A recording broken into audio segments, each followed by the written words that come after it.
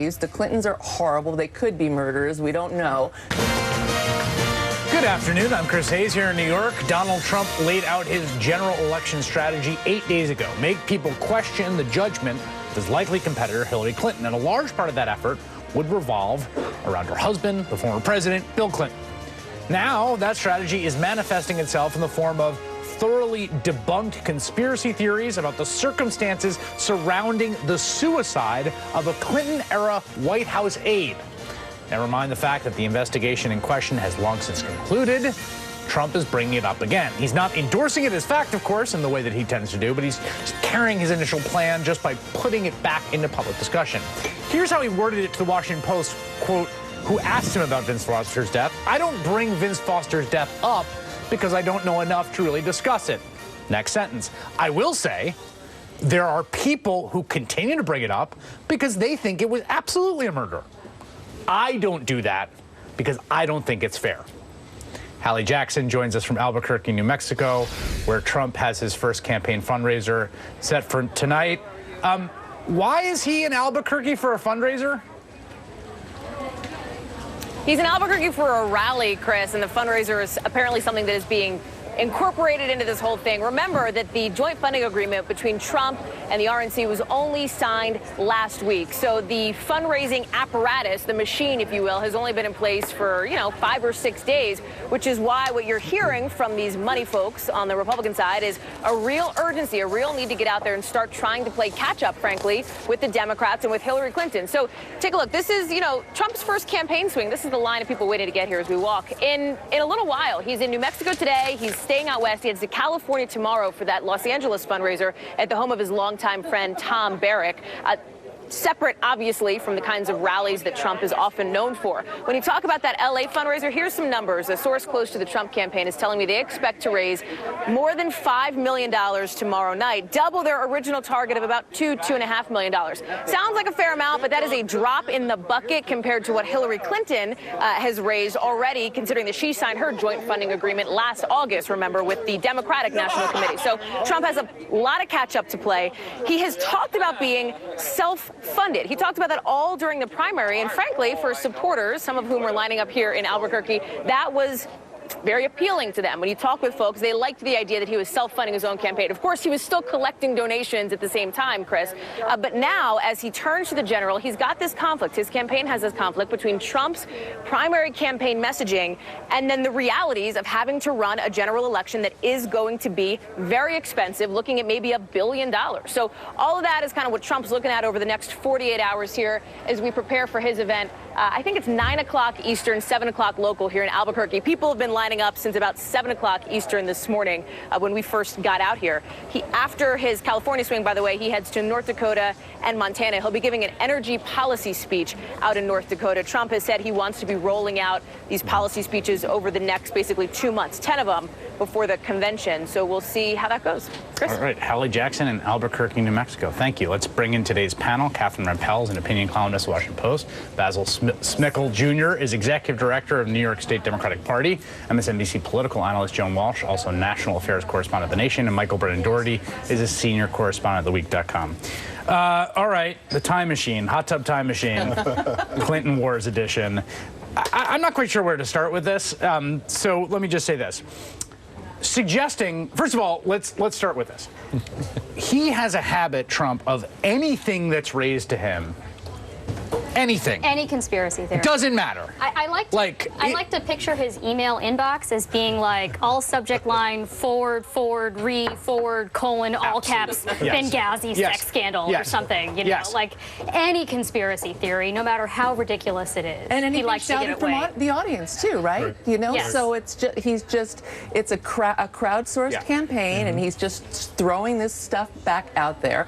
And so far with the Republican primary, it's worked. I mean, I just think that bringing Vince Foster into the context of the general election is ridiculous, and it's going to backfire. And this is a guy, I'm sorry, and this is a guy who, what did he raise the the specter that Ted Cruz's father Yes. had a hand in the Kennedy assassination. So I mean, it's On no holds election barred. day in Indiana, which he Right. later was like, oh, well, I don't know, it's just out there. Right. There are no holds barred for Donald Trump, and I absolutely agree. There's no downside for him with this electorate. This works, and I expect he's going to continue to do it. This electorate, though, is the key question. Right, I mean, to me, exactly. this seems, and Michael, I think you've been a really astute observer of how this played out in the primary, but to me, there are lots of ways of going after Hillary Clinton that may or may not be effective.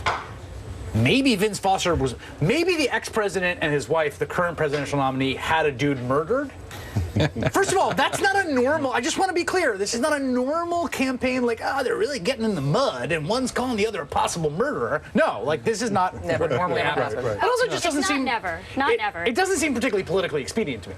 No, I mean, just recently this week we had financial disclosures from the Clinton campaign saying that she'd earned something like $23 million in speeches between the time she left her position as Secretary of State until the time the campaign got heated up. I mean, he could be talking about she did 3 speeches for Goldman Sachs, which has been a Bernie Sanders line, Right. and is an at least you could differ under your interpretation of the facts, but the facts are there. Like we She's know she disclosed actually them. did give the speeches. Right. She Well, did this get is how paid much she for made. it. That's not a particularly potent attack point for Trump, though, because he hired a former Goldman Sachs guy to help him with his fundraising and campaign. So He's not insulated from the way Bernie Yeah. Sanders is. But why? Explain this. Why has we spent the first 8 days, and maybe there's no explanation, right into the 90s stuff? Like that just seems like such a bizarre place to go. I mean, I can't speak to his mind. I mean, literally, he could have seen one of those 90s era, like the most repugnant 90s era bumper sticker, which was, if Vince Foster had a gun, he'd still be alive. Remember that one? That could have been the reason. Like anything that flitted across. But the thing is that Trump, it seems that the Republican electorate, at least so far, had such a low bar for him to clear as far as credibility. And maybe that is the public's bar, that in a sense, the idea that he would say crazy things is sort of just built in. And we have seen hundreds of reports from people coming out of rallies saying, yeah, well, he said something kind of crazy. Yeah, that's kind of far out there, but he's still my guy. At least he speaks his mind. I have talked to Trump supporters, dozens of Trump supporters, who basically say that. They're like, yeah, Right. there's no way the Muslim ban's going to happen. There's no way he's going to build the wall. Right. Like, they seem actually quite they level-headed support- about they it. support both of those things. Right, exactly. Right. It's like expression of something. It's like it's saying something He's got the other right- than the actual. He's got the right values. As far as they're concerned, even if he doesn't do those things, he's got the right values. The Clintons are horrible. They could be murderers. We don't know. So that he's got the right values when it comes to the Clintons. But that, again, is the Republican electorate. That is what they believe. I don't think you take that into a general election and do very well. I will say this. Can we turn this sort of topic not in the language about Clinton and murderer in the same sentence? Right, Let's take right, that- right, let's right, just- yes, right, let's take that off the table. But that said, I think what's really important to note is I don't want to diminish the electorate, so to speak. I don't want to diminish the people that are out there that feel a certain amount of angst and anxiety about the economy. And to me, anything that they're hearing that just pokes jabs at their view of the establishment, I think is what's carrying the day. And any sort of conspiracy theory, anything from the 80s, the 90s, or even beyond, I think is just continuously stoking that fear. But this also just feels very narrowcast to me. I mean, this really is like, sure. I really think, and it's been amazing to watch this. I mean, you got Alex Jones, who I've been watching a lot recently. He's like the sort of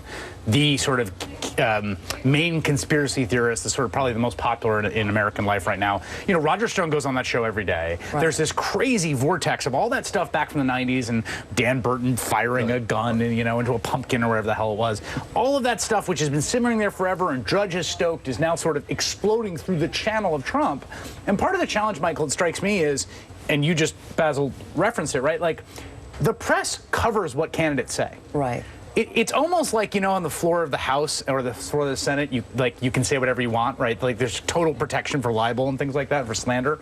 Like, here is Donald Trump. He can say whatever, and it's going to get covered because he's the candidate. Right. Yeah, and it's incumbent on the press to sometimes, I think, just step out of this mode of just plain vanilla PolitiFact research and just fact check. Yeah, and just say, like, during the Indiana race when or Illinois, when he accused Ted Cruz's father of being involved in the Kennedy assassination. I mean, reporters went on television and just kind of said, okay, This is definitively record scratch. Right. Pay attention. Right. This is This is ridiculous. Right. Yeah. Don't let this float around as like a thing that's out there. And I think that's happening with the Vince Foster stuff, Yes, too. I think yes. this is an example. Today has been a day where reporters have done their job. I don't think we're going to see the Sunday shows all debating two sides. We've got two sides. Did they kill No, him or but did they... the issue is that the Republican attack dog machine has for years been discrediting the institutions that we use to try to fact check, to try to hold politicians accountable. And so the general electorate, and more so the Republican base, just doesn't trust what Well, journalists say when they debunk things, when they fact check things. I would also add that what they've also done is delegitimize this president. And I think that has clearly stoked a lot of the fear and concern. Yes, that this president is not, that this government is not legitimate, this president is not legitimate. And I expect the Willie Horton ad to come up soon. It seems like every attack ad in the last several decades, I think Donald Trump is going to throw. Let's be clear. This is also a reminder of how much they delegitimized the last Democratic president. Right. Like the guy they actually impeached, who serious people in the Republican Party were floating the theory that it was possible the man was a murderer. Right. That was a thing that had currency in elite circles of the conservative movement. I mean, listen, there are always kind of crazy theories that kind of crop up on the edge of political circles. I mean, there were theories in 1992 that George H.W. Bush was going to bomb Iraq during the Republican convention in order to get a boost. There were theories that he was unfaithful to Barbara, and when was that going to come out during the 92 election? So this happens, but there's an element, I think, in this election where this is almost internet culture seeping out into the campaign, 100%. where channeled through the candidate. I mean, that to me is the key part of it. Where I think a lot of people are doing this, it is almost an intentional participating in trolling the media itself. Right. I mean, and this happens left and right. I mean, you see the story from Whole Foods in Texas making a hate cake. There is an element of people will believe this. Let's just get this out there in the media and stir things up. It's fun. It's participatory. It's Balloon Boy. Let's not assume it's accidental either. I mean, this is purposefully done. That I don't know, because we should be clear here that Robert Costa asked him about this, right? And this is the standard pose of Donald Trump when asked a question about anything, no matter how nuts, is just to be like, I don't know, maybe there's something there. Like that's just that is the default epistemic posture of the man. I think he is just masterful at this because, and one of the things going back to the non-accountability, he'll say something, and as soon as he gets checked on it, he'll tweet something else.